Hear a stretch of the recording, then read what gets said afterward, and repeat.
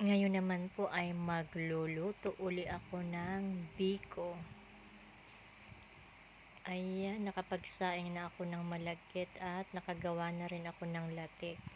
Meron din pong coco jam na gagawin kong toppings sa aking biko. Ayan, ayan po ang buko. Lalagyan din natin ng buko. Masarap po yan may buko or langka.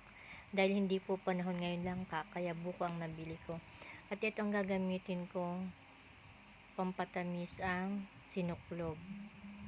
Ayan po, sinuklob yan. Ano po ba tawag niyan sa inyong sinuklob? Kasi ang alam ko dyan eh. At lagyan din natin siya ng ube kondensada. Para maiba naman. Ayan. Tinunaw ko na sa gata yung sinuklob. Ayan po. Isang sinuklob lang nilagay ko dyan. Tapos nilagyan ko ng ube kondensada. Yung pinakita ko kay ayan, yung ube kondensada nilagay ko na din. Ayan lang po ang aking biko ngayon.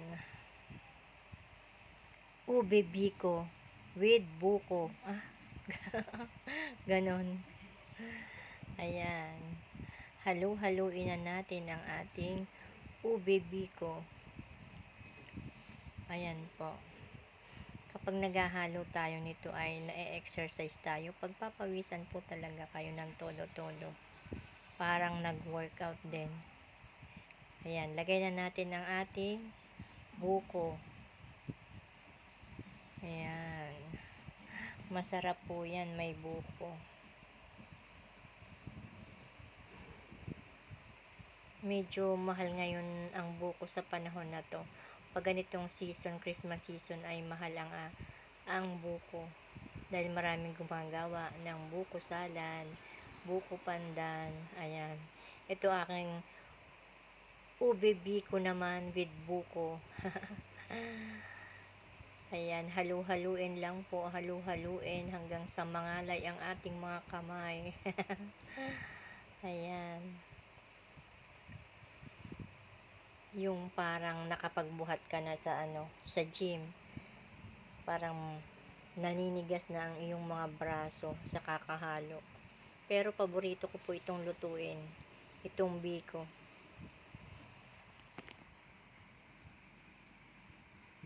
Kaya ito ang madalas kong niluluto. Ayan, halo lang ng halo. Halo pa, ayan, malapit na yan. Malapit nang maluto. Kaya po naging ganyan ang kulay niya dahil sa ube kondensada. Ayan, pahira na natin ng mantika. Ay, margarine ang ating bilao. Nakakasarap din yan sa lasa ng biko, yung margarine. Ayan, luto na po yan. Luto na po ang ating ube biko. Ayan.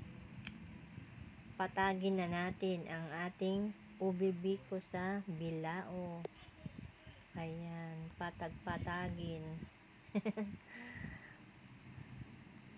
Para pantayin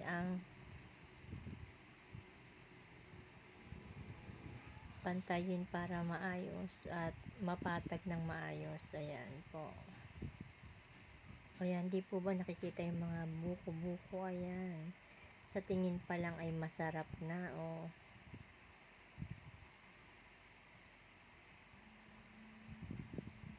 Ayan. Sa mga mahihilig sa matamis, ayan, lagyan pa natin ng toppings na coco jam. Ayan, gumawa rin po ako ng coco jam na, ginawa ko rin po yung coco jam na yan para gawing toppings nga dyan sa ating biko. Ayan, sa mga mahihilig sa matatamis, ang sarap po nitong coco jam. Ayan, yung sinuklob din po ang ginamit kong pampatamis, tsaka nilagyan ko ng gata. Yan po ang coco jam. Ayan ang ginagawa kong topping sa aking biko.